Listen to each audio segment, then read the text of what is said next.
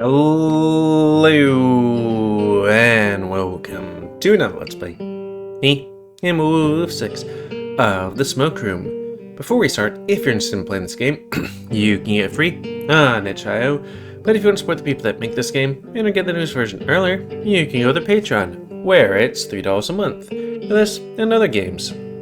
So, in the last Let's Play, we went deep into the mines, where I believe we met with Flynn's great-grandfather or great-great-grandfather, who is a foreman, and then also encountered Nick and Yao, who taught us a little bit of mining, and also encountered Blue Jay and a Weasel maybe, who were a bit of jerks, and also the Golden Retriever was being a bit of a jerk. But enough about that. Yeah, it's time for eating. What do they call it? Rats is like midnight food, but what would be midday food? Whatever. Reset face. And begin. The mess hall, which is more of a dimly lit cavern, with stools scattered all about in the hall, has a row of iron lockers against the beam and earth walls. Nick walks up to a locker, twists the knob with a combination lock, and stores his tools inside, while withdrawing a tin pail with a handle. There's a very small, very yellow duck discreetly painted on the side. Hell yeah, ducks. I don't think I've realized this before. Realized what? I shrug. You know, how much you like ducks. There's nothing foul about a bathing waterfowl. I stop walking. Excuse me? That's the first sentence I learned in this country's language. Oh. I think that makes more sense. More sense than what? The sentence being sentimental more than, I guess, really liking ducks. What do you mean? I do like ducks, Samuel. He sounds completely serious right now. Everybody likes ducks. Well, at least for me it's true. I like ducks. They're cute. He says that like it's a fact rather than an opinion. I'm not sure whether I should laugh with the expectation that he'll join in too, or nod without cracking a smile. I go with the nod. I breathe in through a mouth and pretend to sneeze to mask that I'm trying not to laugh. Bless you. Thanks. I'm lucky that it's dark. Good noon, both of you. Good noon. Even in the dim light, it's hard to miss Yao's brilliant fur pattern. He's sitting on a bench, slicing a piece of cured meat into his thick brown bread that's placed on top of his lunch pail. I tilt my head, looking for another small painting of a duck. Then I feel stupid when I don't find one. Are you alright? He's hungry. I don't think he knew that he had to pack his own lunch. I frown. I don't like this notion. Nick had that. It's a regular habit of mine to leer at someone else's lunch, like I'm a lunatic when I forget to prepare a meal. But it sounds less crazy than the truth. I was looking for a duck. Here. Tiger holds up a piece of bread and meat to me. Thanks, but don't feel pressured to offer me anything. I always pack more than I need. Why? Because it's not the first time somebody has forgotten their lunch. Or had theirs stolen. When you're hungry, the hundreds of feet beneath the ground, you might agree to more than you normally would when you're out of options. That is why we have to be ready to feed those who need it, or barter with those who do not. I ate the bread and meat Yao handed to me, which was very good, but very salty. Nick offers 2 hefty slices of kielbasa. I try to refuse, but he does not let me. We eat, filling one another in about the events we missed. Yao told us about how he had to replace one of the bands running the compressor so he could get the rock drill running again. Nick mentions the fight, except he doesn't mention what happened to his hat. I don't know why this bothers him as much as it does. I mean, I can think of reasons, like maybe he's had stuff stolen from him, maybe, kind of like me, he's territorial about his stuff, or maybe it's like, hey, that was pretty expensive, and he doesn't want people just nicking it, and then, him having to save up a whole bunch of money to get it. Or it could be somebody that died, and he's like, oh, that person meant a bunch of them, and, he picked it up to use it. It might not be my business to know. I sit here and wonder about what would happen if I brought it up. Sam Myers? Oh wait. Who said that? Beckett. I thought it was him that said it. The rumble of all the men's voices around me dampens under the foreman's booming voice, and I see a few heads turn in the source of the direction. I flinch when I hear the foreman say my name, then scramble to my feet. Yes, sir? I can't see much, but I can see a pair of glowing, reptilian eyes staring at me from behind the clearing crowd of cramped bodies. Come speak with me. Nick whispers to me, It'll be fine, Sam. Hopefully, and it won't be like when I got a phone call in the morning and be like, hey, you're no longer with the company. It's like, bugger.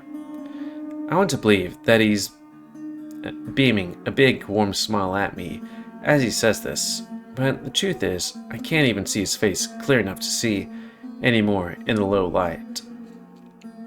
The noise from the men starts up again as I move through the crowd. I can see the silhouette of the lizard jerking his head, and he wanders into the tunnel. It's pretty apparent from the motion of his tail that I'm supposed to follow. He takes me to a cage, where there's a rather large crate sitting adjacent to the entrance. It's already been opened by a crowbar. What's this? Oh, it's probably his equipment? Easy enough. He starts pulling items out of the crate. Brand new pickaxe, and a hammer, several spikes, and a case full of dynamite, some rope, and a card. A card, sir? He unfolds a very nice piece of cardboard, then clears his throat. From one explorer to another. I hope you find what you're looking for, Samuel Ayers. Signed, James Hendricks III. So, it did come today. Beckett Moore is nodding at me. So it did. This, magnanimity, shall we call it, doesn't tend to happen around here. He lowers his voice. If any of my boys saw you get a complete set of sparkling new tools, you'd have made a bitter enemy out of every one of them. Now, I don't know if Hendricks loves you or hates you, because this is a mixed message if I've ever saw one. You honestly don't look like you're cut from the same cloth as most of the men down here. Save me the trouble and tell me your relationship to Hendricks. If you're one of his dandy friends, this is some sort of bet to impress one another. I promise I don't care a whit, and will let you tend to your pride. But this is a dangerous area, and it's about to get a lot more dangerous. I don't know what to say. I feel that I'm about to sputter. Sir, I don't know this Mr. Hendricks well at all, really. He just took a sudden shine to me. He's the reason I have a job here is all. At all. I swear it. Beckett stares me down and nods. If you're lying, it's a wild one. I believe you. Because you're a damn fool if you're down here for any other reason than you're a hard worker. And you know how to exercise a considerable amount of care in an active shaft expansion. Wait, do I?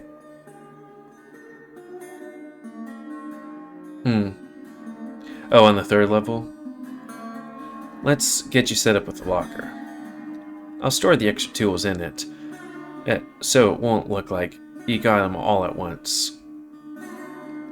Then, I'll pull you into action and see what you can do.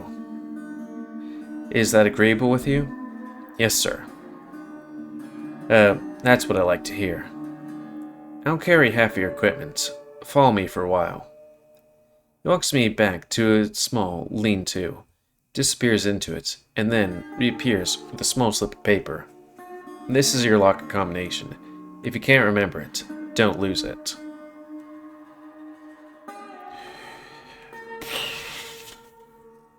I'm just gonna write it down. Though, well, I was like, though, would they ever have us do the things? I do remember when I was playing, what was it, Shelter, and it's like, do you remember the code at the very beginning of the game for the bomb, like, fuck.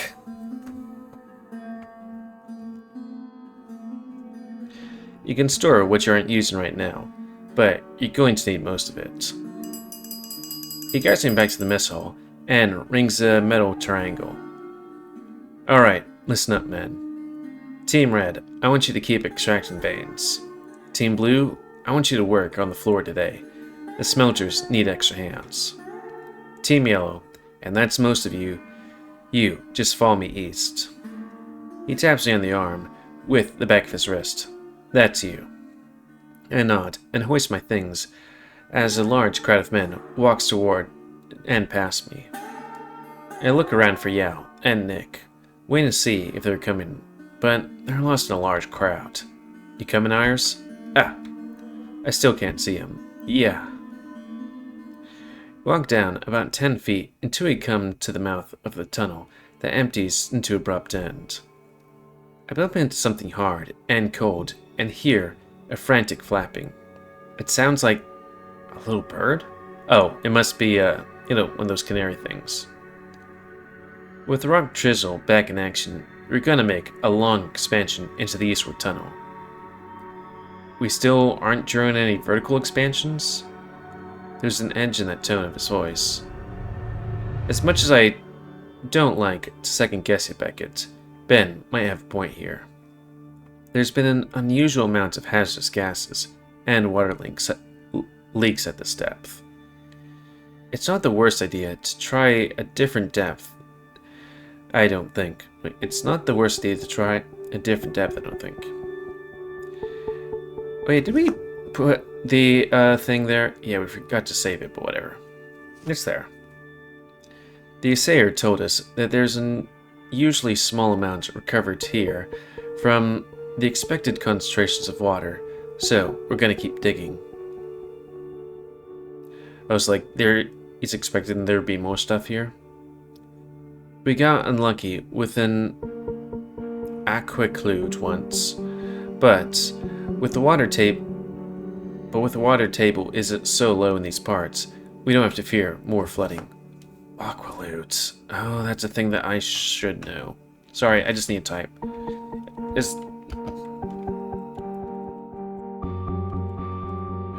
A geological formation that absorbs and holds water and does not transmit it at the surface rate to supply springs or wells. Yeah, I took classes. Aquatard aqualude. Unless there's more aqualudes at this depth. Or some stupid fucker drills diagonal and straight into Emma. But I think we'd notice that. Oh, into the, lake. A lot of men laugh. A few of them look confused and whisper in more languages that I don't understand. At least, I'm not the only one who feels a little lost. Nick can help with the detonations. And me, sir? The lizard pulled up his hat and scratched under his head. Make sure the drill cord isn't damaged and assist Nate with the explosives. The dog shifts his weight a little, as if he's expecting something else, but then nods quickly. Sir, yes, sir. Dimitri, you gather up the rest of the men to extend the rails. Easily done. We're all told to wait outside the tunnel while another blast goes off. We duck and cover for 3 explosions, hauling the scattered bedrock out in small pieces. I noticed the rabbit from last night speak up. His Sonoran accent is a little thick, but that might be extra exacerbated due to muffling in his handkerchief. I'll go fetch the wood. Of course you're fetching the wood. The Wolverine is here too, because you know it would take me longer to fetch the spikes. You're the best at that. The best? You always know just what to say. The two of them went off. Are those two alright? Those two? Better then. That's their dynamic. They like to give each other shit. I couldn't tell if it was tense or not. You wouldn't have that delusion for long. You'll know when Paul is angry. Like last night?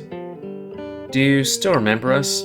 That's good. Wait, so you still do remember us. That's good. Hard to forget what happened. Ben will have the hardest time forgetting, I imagine. They tossed him out of the stag at last for at least a week. He's bruised beneath the fur. But at least the poor boy is not limping. It's usually not so pretty after somebody tries to take on Paul. Though, looking at your muscles, you might stand a chance. I'd rather not get on anybody's bad side. And you won't, so long as you don't do anything dumb or dangerous. That doesn't comfort me much. Or egg us into overtime without demanding extra pay from the bosses. The bear let out a dark chuckle. I don't think we're gonna see Ben try to pull that off again anytime soon. The bear hands me an extra shovel. We're gonna dig straight through for about 4 inches deep, so nothing's too complicated. Simple's fine for me. So let's chat to pass the time while we work. What's your story? I dig my shovel into the ground. I ain't got much of one. Everyone has a story. Who says you get to read mine? Man, who's gonna read Samuel's story? You first then. Well, unlike our friend Ben, I actually was a soldier. For Ruthenia, right? No, not for the Rus people. For this country, I immigrated when I was very young. So, how come you aren't there now? After getting more than my fill of violence, I decided I want to build more than I want to fight. I guess it's like, what? Oh, would World War I be happening right now? Because like 1915, yeah, so World War I, if they had it for World War I in this universe, started about a year ago. And their engineering CEO believed I was better on the battlefield than with a wrench. Of course, I didn't not take their advice to heart. So, when my time came up, I finished for good, and I've been here since. Must have been boring change of pace comparatively. You'll come to appreciate boring after seeing the things I've seen. Then also, from what I know about the military, it's a lot of boring, and then if you're in like a fighting situation, a bunch of panicking, or chaos. Maybe not panicking. He starts to whistle. Though there are far more boring places to be than the bottom of a mine. This one boring you with its war stories? The Jackrabbit and the Wolverine are back, each carrying a sack respectively. No. Good, because he's a beast. A downright demon. Don't let those doleful eyes lure into a false sense of security. If you're gonna talk about my eyes, could you use any other word than doleful? The Wolverine sets a big sack of metal on the floor. Mark my words, you watch yourself if you cross the soldier. He knows death better than any of us. You end up between his paws, and it'll shred your hide like it was warm butter. Please do not mind Paul. He likes to lie on purpose. As opposed to lying on accident? And there's a lie itself. Jackrabbit rolls his eyes. Alright, it's time to get back to work, boys. We can peg the earth down and place packs of 2 boards apart. You can measure the gaps between the ruler if you want, but this saves a lot of time and is just as effective. Dimitri shows me how to put the rails together. Each iron piece is already designed to lock, and spikes driven through the holes in the metal to bolt them down to the earth. By the time we have 20 feet of railing, I'm surprised that several hours have already rolled by. I'm surprised by how long this takes. He chuckles. It'll take longer if it's wrong, and you have to redo it. I crouch down, hinging my knees and wiping the sweat from my brow. As dark, dirty, and dangerous as everything has been today, the experience has been, well, relatively normal. As far as I can tell, Nick and Yao keep one another safe. Maybe you're fine as long as you're not alone. Then again, it's nowhere near the witching hour, even if it is underground. Foreman wants to see your eyes. Of course this guy comes up on me on the first break I'm taking. For what? Can't say, but you should come along now. Alright. I'm wondering if we're going to get jumped. I gave my new coworkers a half wave by opening my paw.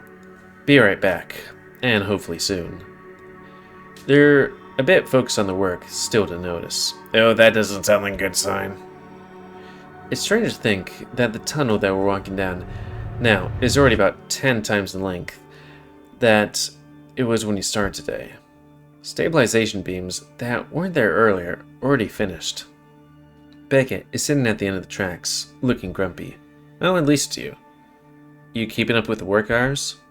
Lane tracks ain't so bad. Good to hear. Good to hear. Unfortunately for me, the rock pick is shitting itself again, so we have to blow up the bedrock the old-fashioned way. Oh. Oh no. I want to see if you're capable of handling a controlled blast. The lizard took a pick out of his pocket and placed it at an angle at knees height on the bedrock in front of us. Pick up the sledge tires. I do. It's not the heaviest thing I ever held, but it sure feels like trying to drag me down to the earth with its weight like nothing I've ever touched before. Sir, are you sure he should be holding the pick? I don't see why not. Everyone has to at some point. I've done it before, and I'll do it again. He's a novice, though. He could really mess up your hand. Geez, you've been off all day. Sir?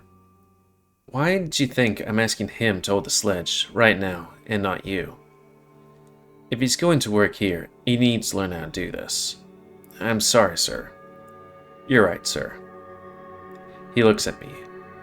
Put one foot in front of the other and bend your knees, then stare at the tip of the pick. I follow his instructions as best I can. Very good. Now, lift the hammer. It's so fucking heavy. Easy as she goes, Iris. Easy as she goes. My palms are starting to sweat as I look at the scaled hands. Then, I keep my eyes on the tip of the pick, like he says. Now swing. I hesitate. Swing! I bring it down and hear a crunch. Beckett rises from the floor. Perfect hit. Now, just tap it in, gentle-like. I hear it beat into the rock, and Beckett nods again. That'll do it. I exhale. This rock is a big one, so we need another hole on the other side. God fucking damn it. I know what comes next. I want you to hold the spike this time. I feel numb as he explains what Nick had explained to me earlier. I still don't like the idea of this. I don't care how skilled or used to it as somebody says that they are. But I tell myself what I did last time. It's only a week. Beckett points out an area he wants the steel driven, takes the hammer from me, and gives me the spike. I place my hands where it's supposed to go, and wait for Beckett to get in position. Hey, Mr. Moore? Yes? Let me drive the steel this time. What? What's wrong with this guy? I don't think so, Keys. You've been off all day. Promise I'm not. Just let me show you that I can handle this. Besides, with the pick and the compressor acting up this much, I'm gonna need to help anyway. Alright, fine. What? No, not fine. Should I say something? Would they think I'm just being paranoid about the man who, in total fairness, I have put in a lot of convenient positions through no fault of my own. But still, I swallow my own spit as I see the dog get in position as he hefts the sledgehammer. He gives me a nod and has a calm expression. But then I see every muscle in his tense furrow and tighten. His brow is tightly wrinkled. His eyeballs bulge with the sudden force of white-hot anger. Then I can feel in my bones. Every instinct I have ever felt told me I was in the presence of evil, and that if I stayed still, I would die. As he begins to swing, he takes 2 steps forward, and I can tell that his eyes are not on the head of the spike. They're on my forearm. So, I drop the spike and takes 3 steps back, as the sledge makes contact with the bedrock, cracking off a good piece of it. Ben is looking at the hammer's head, almost surprised to see it hadn't made contact with anything. Beckett takes it from him. What the hell was that stance? That's how I usually drive the steel in. Are you sure? The way Beckett's phrased this doesn't make it sound much like a question. That was slobby, and that was reckless. It never caused any problems for me, with all due respect, sir. I don't blame Ayers for dropping the spike. But Ayers, he exhales. That was dangerous too. An impact with a sledge that can cause a cave-in, or it could bounce at the rock and bludgeon your organs. I've seen both those things happen. He shakes his head again. My gut was right about your state keys. I don't have time for mistakes like this. There wouldn't have been a mistake if Nate was holding the spike, sir. I'm not interested in ifs. You're on beam duty. Ayers, you're back on rails. Right away. I start walking away as fast as I can. Something tells me that this man is looking at the back of my hat, but I don't want to look behind me and meet his eyes if